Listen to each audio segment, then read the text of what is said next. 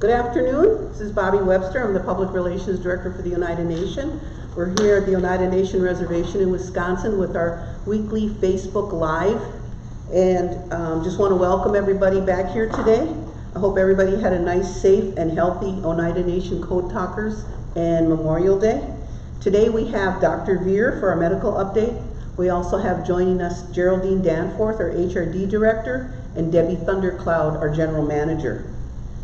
We also want to take a moment to extend our heartfelt condolences to the families of our local people who have lost loved ones this past week. They're experiencing the loss in their family at a very difficult time. It's a whole new era in our world as to how people are handling the loss of loved ones and how they prepare them for their journey to move on to the spirit world, and how they cope with that loss and the inability to reach out and touch people as much as we'd like to. That means we're all family, and that's an Oneida term that we take seriously.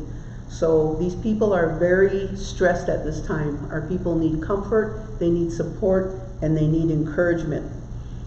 They're also asking that the community respect their wishes and practice the social distancing and practice extending their condolences in another way other than showing up at their homes and subjecting everybody to those types of dangers that we're worried about today with this COVID.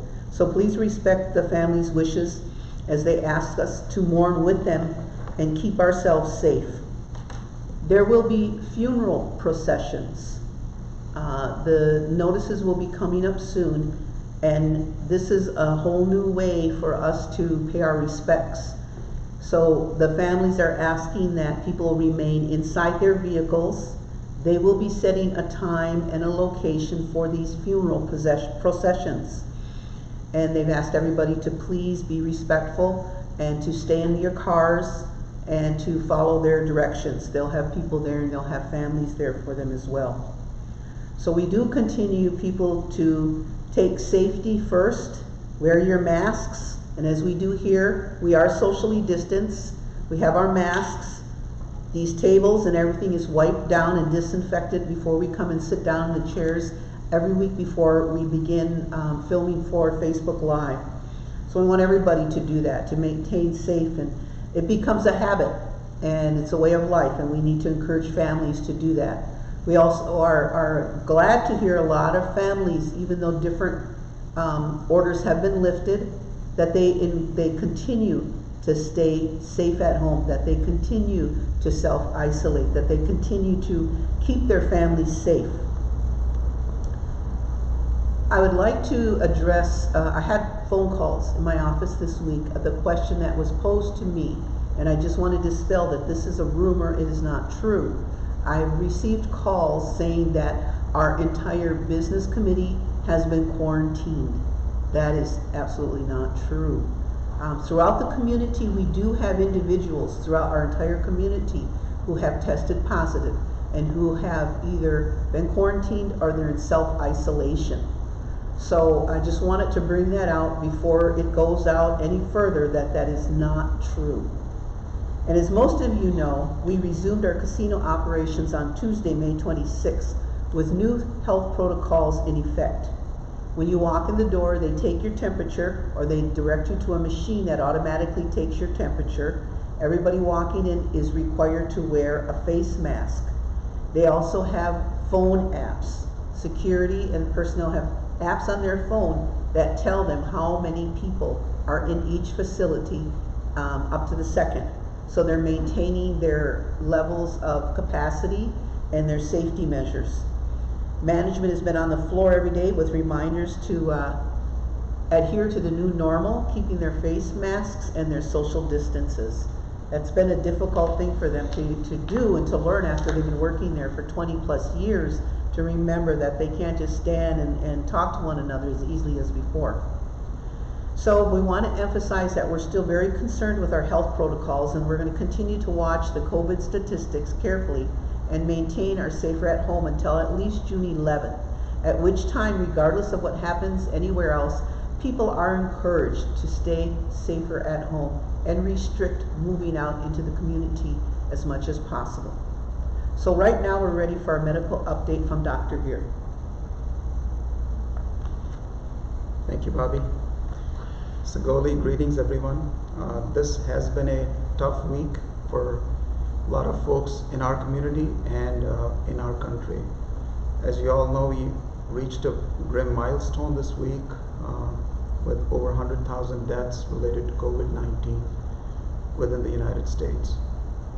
As of this morning, there's over 1.7 million cases in the United States of COVID-19 with over 101,000 deaths related to COVID-19. Within our IHS system, Bemidji being, we're part of the Bemidji area, that's Minnesota, Wisconsin, and Michigan. We've had 230 cases of COVID-19. In all of IHS, we're at 9,942 cases of COVID-19. The Navajo Nation at 5,528. Phoenix area at 1,506, and Albuquerque at 710. Here within our community, within the Oneida Nation, we are now at 45 COVID-19 cases, 18 in Brown and 27 in Outagamie. And as you're probably aware, we've had 2 deaths related to COVID-19 in our community. In Wisconsin, we have 16,974 cases of COVID-19 with 555 deaths attributed to COVID-19. Globally, the numbers are at 5.8 million with over 360,000 deaths. As we start ramping up our testing within the Oneida community, within the Oneida Comprehensive Health Division, now we have conducted over 488 tests as of yesterday, and we have 32 positives. So our positive rate is 6.5%.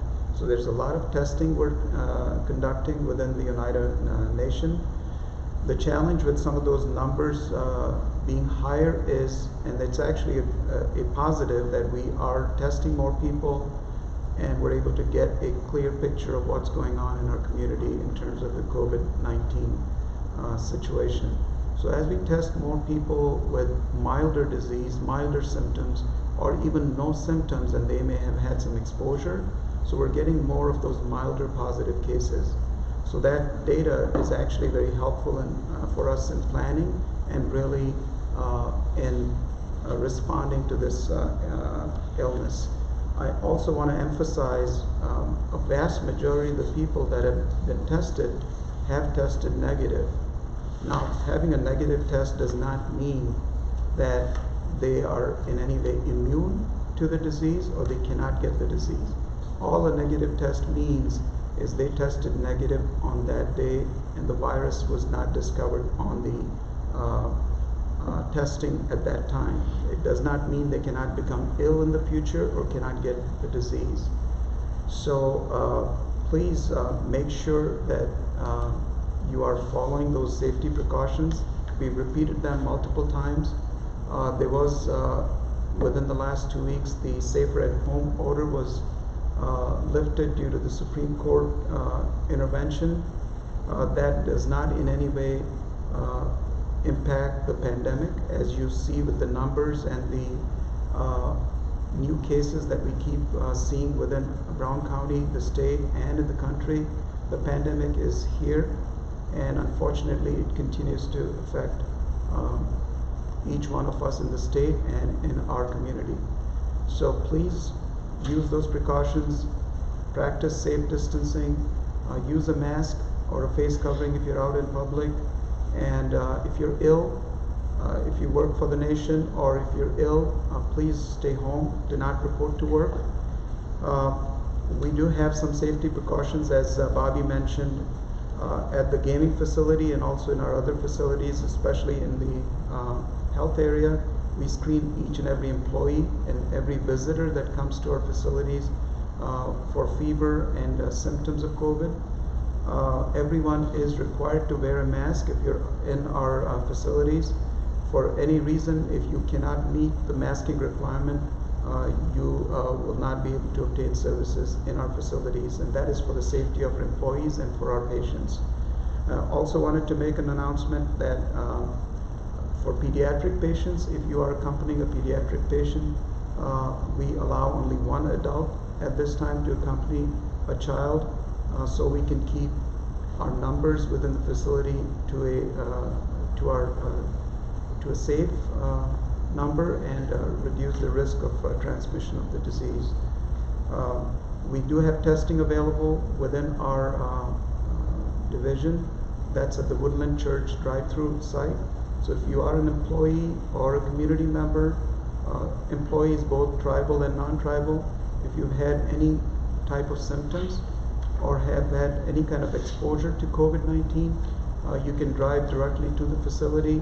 If you're not a registered patient, you may have to go through a mini registration process that takes a few more minutes. That facility is open 8 a.m. to 3:30 p.m. Monday through Friday.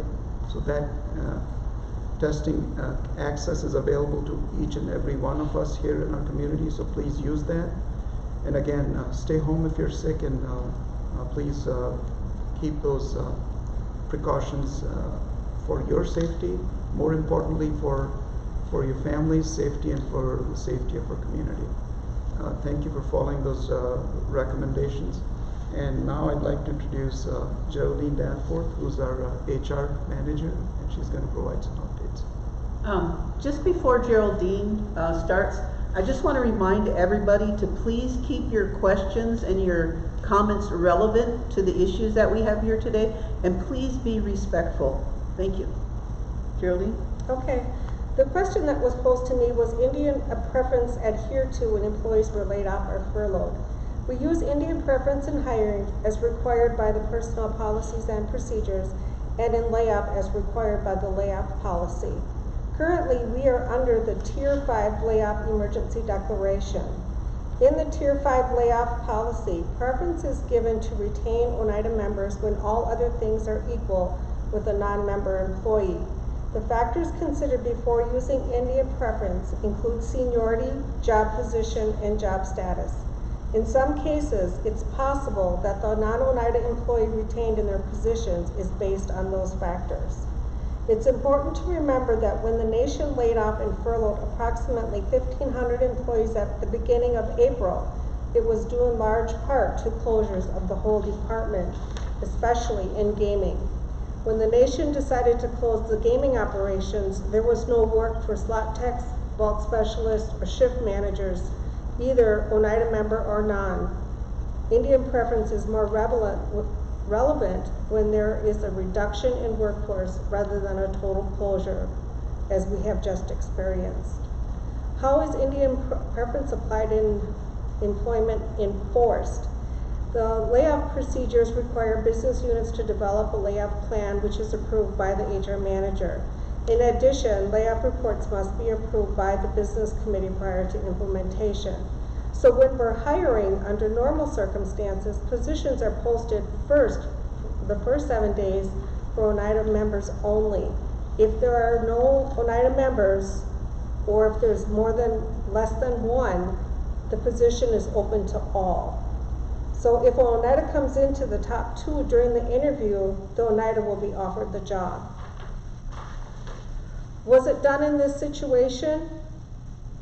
If not, who should we refer to? Anyone with concerns about violations of Indian preference can submit them in writing to HR. We have the HR_general@oneidanation.org for the email. The Human Resources monitoring layoffs, furloughs, and callbacks, and following up with departments to ensure Indian preference is followed every step of the way. Is Indian preference being used to call employees back? Indian preference is being used to call back employees along with the factors that support the business needs of the nation. So for example, if employees are cross-trained in different areas such as a server who can step up to be a bartender, the nation needs to bring those employees back in as we flex and respond to demands brought back by reopening. Seniority is also considered. Altogether, we honor the traditions of the Oneida Preference and Indian Preference as we safely bring our employees back into the workplace and respond to business and governmental needs. I also have one reminder. Employees, if you're sick, please stay home, and supervisors should immediately send employees home who show symptoms of COVID-19. Thank you. And now I'd like to hand it off to Debbie Thundercloud, the General Manager. Good afternoon, everyone. I wanted to begin today by providing an overview of how we got to where we are today in terms of our workforce reductions. The coronavirus pandemic and its spread in other countries was being monitored from December 2019 through March of 2020. On March 6th, the Emergency Management Department and Comprehensive Health Division had a tabletop exercise for the Emergency Management Response Team, which included the Oneida Business Committee, senior management, and executive level management. On March 12th, the Business Committee declared a public health state of emergency for 30 days. On March 13th, the state of Wisconsin ordered all schools to close. On March 14th, the Oneida Business Committee met to determine next steps in the state of emergency, and senior management met to identify human resource measures to be taken to ensure safety in the workplace. During that same week, the workforce was asked to adjust to essential services only, and the Oneida Business Committee took action to authorize payroll for 3 weeks for non-essential positions who were allowed to be off due to the unforeseen impacts of the COVID-19 virus spread. On March 18th, the Oneida casino operations were closed due to COVID. On March 26th, the Oneida Business Committee declared a Tier 5 budget contingency, and all directors, managers, supervisors were asked to prepare their layoff plans to be implemented the week prior to April 11th, which would end the authorized emergency payroll as the revenue sources for all operations ceased as of March 18th with the closing of the casino. The layoffs and furloughs were then implemented. The emergency declaration layoffs were based on health and safety of the workforce and essential and non-essential positions. The governmental programs and services use the following criteria to identify essential, non-essential services and positions. Healthcare was our #1 priority, housing, food, and sovereignty, which means all of the regulatory responsibilities that we have in carrying out the laws and regulations of the nation. Under the general manager, there now remains 699 employees as of May 14th. And of those 699 employees, 50% are still Oneida, or 351. Prior to the layoffs, we had 1,021 employees, and 54.5% were Oneida. There have been a lot of questions related to the utilization of Indian preference regarding the furloughs and layoffs. I'd like to address some of your concerns without giving out specific personnel information. On the government side, over half of our workforce was Oneida enrolled. When we went into Tier 5, it was one of the toughest decisions that we've ever had to make. We allowed those that had health reasons, had to take care of children or family members due to the COVID emergency to volunteer layoffs or furloughs first. Because of the Safer at Home declaration and social distancing, it became necessary to close some of our facilities, which also caused further furloughs and layoffs. We also looked at knowledge, skills, and abilities to maintain essential functions with qualified employees. With all these things being equal, then we looked at Indian preference.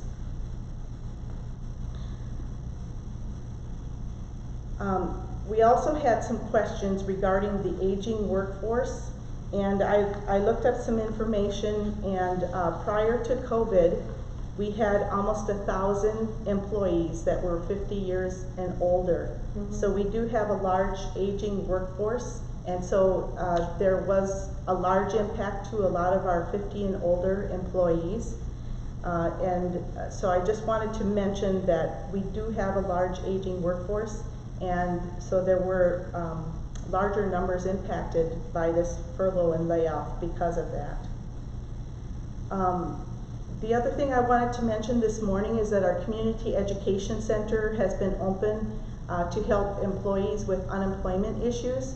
And we've been able to service about an average of 70 people per week of all ages and categories, both tribal employees and non-tribal tribal employees. They are members of the Oneida Nation who were laid off from other employers, but they still are seeking out the services at our CEC. So we were happy to be able to provide those services for the unemployed.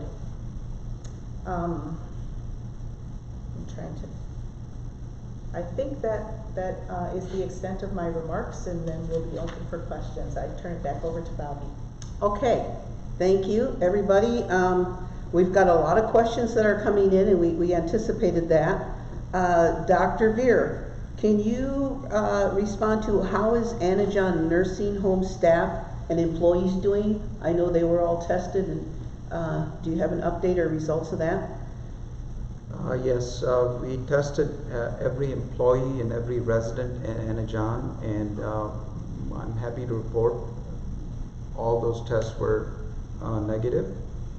And we continue to test people on an as-needed basis if there is a future need to do that. That is our most vulnerable population, and we really have very stringent restrictions on visiting those residents for that same reason, that's our really high-risk population, and we want to protect them the best we can. There are multiple outbreaks of COVID in long-term care facilities, and that's a challenge that every state is facing with the workforce and residents. So we have extraordinary precautions to prevent that, and we're thankful that we haven't been in that situation of dealing with a positive case or positive result at Anajon to date. All right, thank you, Dr. Veer. Also, why did the pharmacy go to monthly meds that can be, instead of being filled for up to 3 months, that would prohibit people from having to come to the pharmacy so often if they could do the 3-month fills? That's a good question. I can go back and check in with our pharmacy team to review that. I know there's some of those reasons in the past have been related to insurance or lack thereof. So with the financial contingency or emergency situation that we're facing, we're trying to conserve cash flow, and if we have a 90-day fill, that seems to be a challenge. There's also a shortage of medications that's been an issue. So for example, insulin and some other drugs, when we went through this COVID-19 emergency situation, which we're still dealing with, there's a shortage of a lot of these medications. So there's not enough supply of some of these essential medications, and that's why they're going to a shorter 30-day fill, so they can conserve that and till those supply chains get figured out. So. Okay, thank you, Dr. Veer. Not sure who can answer this question. Is there an option for workers who are afraid to be at work, or if they have diabetes, other underlying existing conditions, or very vulnerable people in their household? I can answer that. It's not a specific answer, but we allow people who have existing health conditions either to telecommute if that was possible, or to volunteer to do a layoff or a furlough. If they were fearful of coming to work, if they had child care services that went away due to the school closings, we offered that voluntarily to those individuals. So are those individuals who ask for a voluntary layoff, are they still eligible for unemployment benefits? Yes. Yes, okay, thank you. How do you stop payroll deductions? Somebody's trying to stop a payroll deduction and can't get through. They can also do that on self-serve. If it's an optional payroll deduction, they can log into self-serve and take care of it there. So self-serve, what is that? What do they have to do? If I'm not real familiar with it, can you kind of give me a little bit more insight on how I would approach that? Is there someplace maybe I can find the directions? Yes, there are directions in there when there's a section in there, and I don't recall it because I've done it myself but that's been quite a while ago. If they call one of the people in HRD, can they help them out? That or payroll. Payroll. The payroll staff might be able to help as well. Okay. For reaching people, if you don't know their extension or number, 869-2214 is the general number for the Oneida tribe, and that switchboard operator can connect you to just about anybody if you have a name or department. 869-2214. Is there any place that we might be able to view the Tier 5 layoff policy, and where would that be? There was a resolution adopted by the business committee that I believe it's under the business committee resolutions. This one has the EEO reference, it doesn't. Yeah, I have the declaration and I have the SOP that was approved, Yes, that's what I have. but I don't know if they're on the COVID website or not, but we do have them if somebody would like to put them out there. All business committee resolutions should be on the main website. If you go to the oneidansn.gov page and you click on government, and then you click on business committee, below that you'll see all the different other categories, and it should say resolutions. When you click on the resolutions, it'll bring up the years of each resolution. So you can try that, but we do believe it's on the COVID webpage. Yeah, it's the March 26th of 2020 is the declaration date. Is there anywhere I can see a list of all the programs that are open and employees if I need to contact somebody? I don't know what's open and what's not open. Is there any place I can get an updated chart or directory? We don't have specific updated charts at this point published. We're working, some of them aren't finalized yet at this point. They're still going through the process to be reorganized. But I believe that most of our programs have made announcements on the COVID webpage about their services and if they've been curtailed at all or who you can contact. So the COVID webpage would probably be the most current information for that.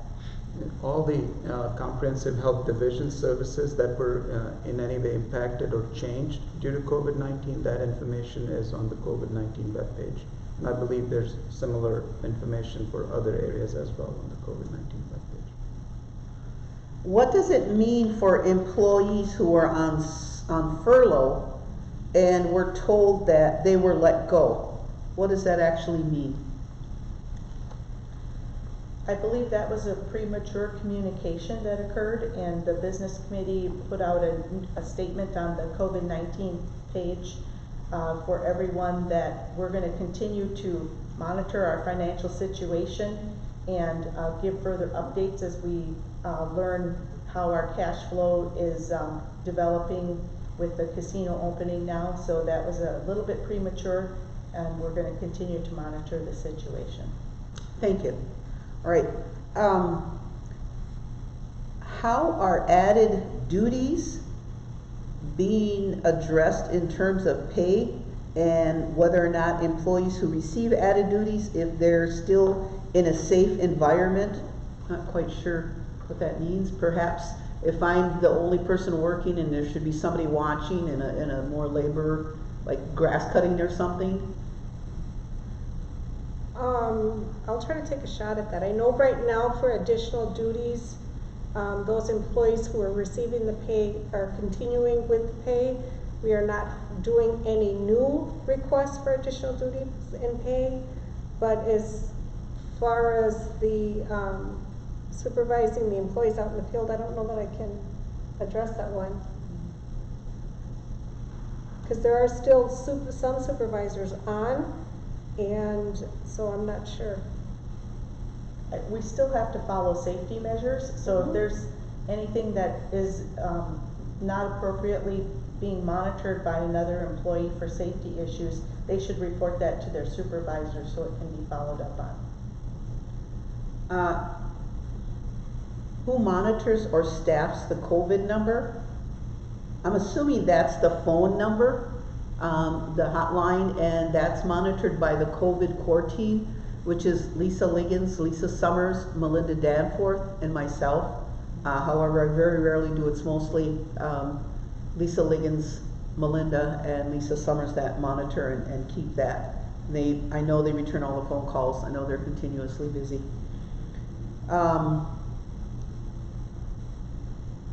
For HR and Debbie, did you say when layoffs were done, did you look at qualifications first and then Indian preference? We did. I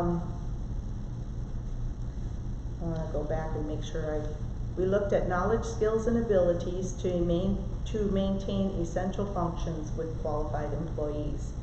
And Indian preference, it's often mistaken that the job title, it has to apply when there's a number of people in the same job title, and all of the criteria have to be equal amongst that group. Say there's 10 people with the same job title, and if they all have the equal knowledge, skills, and abilities, then you use Indian preference. If it's a single person in a single job title, Indian preference doesn't apply. We would look more at the essentialness of the position and if it's needed or not. Who enforces or monitors Indian preference? Is that the supervisor or is that an HRD function? Well, the supervisor should be reviewing it through the chain of command, but it's something that I also do an assessment on, and if I have any questions, just so we have it documented. I just recently sent out a report to different areas. I had some questions on things, and assuming that the employees requested to be off for fear or because they're at risk, I don't know that. It was not documented, so now it will be documented. So we have all of those questions that are being looked at by the departments. So if I have a question about Indian preference and I have to ask, was it followed in my position, or do I contact my supervisor, or who can I contact to ask about an individual situation or You could Indian file your concern in writing to the HRD_general@oneidanation.org email is where you can send that, and we will look at it and we will forward it on to the appropriate area. Okay, I'm having trouble keeping up with these questions. We do have a lot of questions. We're answering questions in general about employment, the operations, medical, and policy. We're not addressing individual concerns here. We hope we give you the references and the resources. If you have an individual concern about a certain position or responsibility, that you call that department or your supervisors. We can't deal, we don't have time to deal with everybody's individual employment related question. We did have a question asking if TAP was cut out, the status of the TAP initiative. That was furloughed at this point, and I am reconsidering that. We've had some issues that have arisen in the last couple of weeks that have brought some prominence to the opioid and drug and alcohol issues in the community. So I am doing an evaluation and analysis as to whether we're going to bring those positions back. We initially kept all of the therapists at behavioral health on board so that they could provide direct services, but we think that the community needs more broader outreach and education at this point as well. Do you have a timeline on how long that might take to, if you're able to bring somebody back, or how you're going to? Probably 2 to 3 weeks. 2 to 3 weeks? Yes. Okay. Do we have an explanation of an essential over an Oneida tribal member? How do we determine what was essential, and if we have essential positions, whether or not the tribal member was retained or furloughed or vice versa? Like I stated earlier, on the governmental programs and services side, we use the criteria of healthcare, housing, food, and sovereignty, our regulatory responsibilities. So we use those as criteria to determine essential versus non-essential positions. So it was more of a priority-based type of decision. Okay, thank you, Debbie. Geraldine, do we have a percentage of the tribal versus non-tribal employees that have either been laid off or furloughed in non-gaming? In non-gaming. Okay, the last report that I did was dated May 14th. And I broke it into 3 areas. So there's gaming, those areas that report directly to the general manager, and then there's kind of everybody else, which is the tribal school, the business committee, HR, things like that. So the gaming had 1,030 employees, and they laid off 932. 47.96% of those were for our tribal members. For the program area, they had 715. They laid off 222. 67.12% were tribal members. In the general manager area, there was 1,021 employees, and 322 were laid off. 63.98% were tribal members. Okay. If a position is eliminated during the layoff, can that person be reassigned to a new position? Yes, when we start recalling, other employees may have gotten jobs at other employers, so there may be some that are critical. We're going to follow the recall process or the layoff process and allow the employees 26 weeks to fill those positions. So our goal is to try to bring back as many as we can during that process, and they will have first shot at any vacancies. Who will have first shot? Well, we're going to follow the same process that we normally do for hiring. So we're going to ask the layoffs, give them first opportunity for those positions, and we will use Indian preference in all of those decisions. Indian preference will be used, and they'll Yes. have the first shot at the. Yep. Okay, thank you. I think that's exactly what we're Yeah. trying to pull out of you. Does the resolutions that were passed include legal opinions and backup when they were passed, including justification of the action? Yes, any business committee resolution that is passed, as well as general tribal council resolutions, do require an opinion from the law office, as well as a finance department for the financial impact on those. And I'm not sure. Statement of effect. A from the statement of legislative effect that comes from process. LOC? Yes. Okay, those things are all required.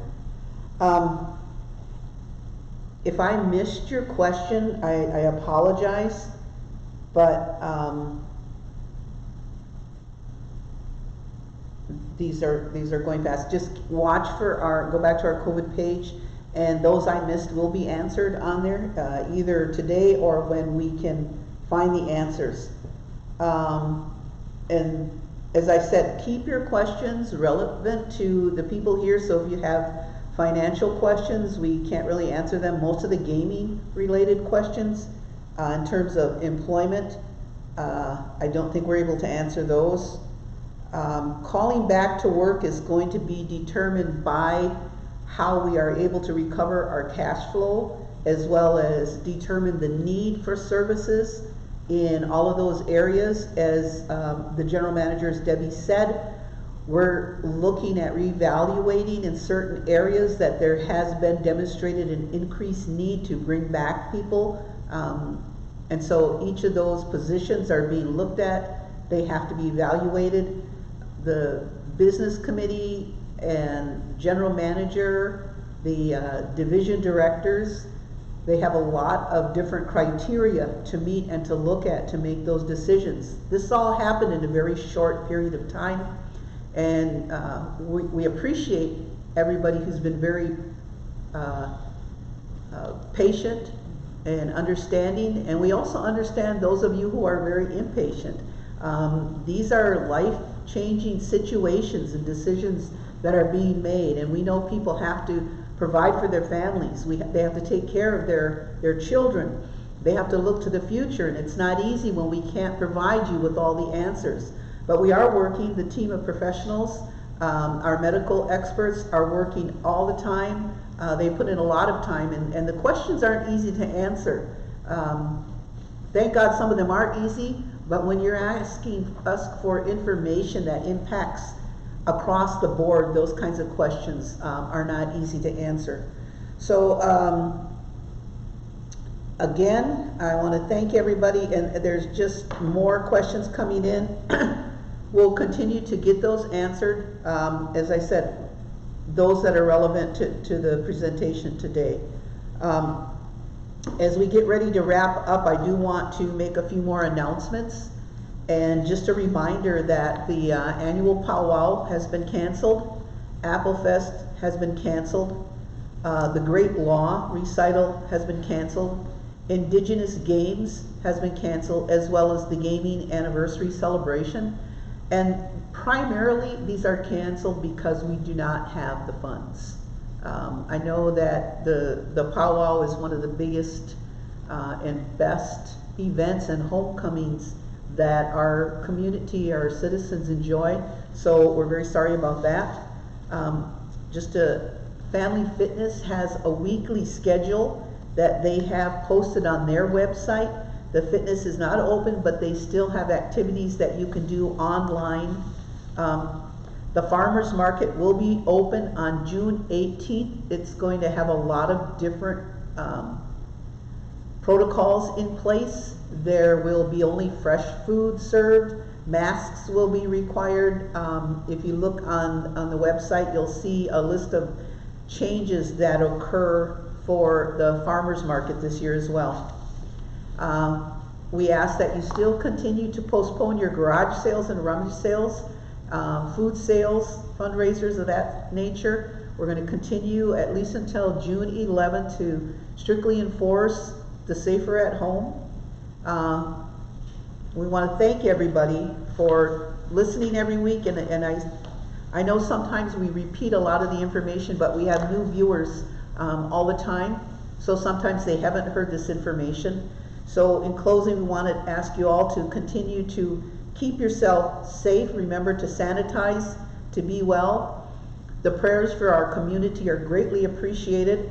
We continue to have a need to come together, to be supportive of one another, to share the prayers, and to communicate some of the things that we have out here as best we can. Finally, I want to encourage everyone who is able to participate in the Oneida Nation High School graduation parade on Wednesday, June 3rd at the Norbert Hill Center. The parade will begin staging at the Turtle School at 6:45 p.m. Come and show your support and your appreciation for our youth who have graduated. Everybody's invited. So we'll see you next week. Thank you for coming in and tuning in and sharing the good words. Y'all go.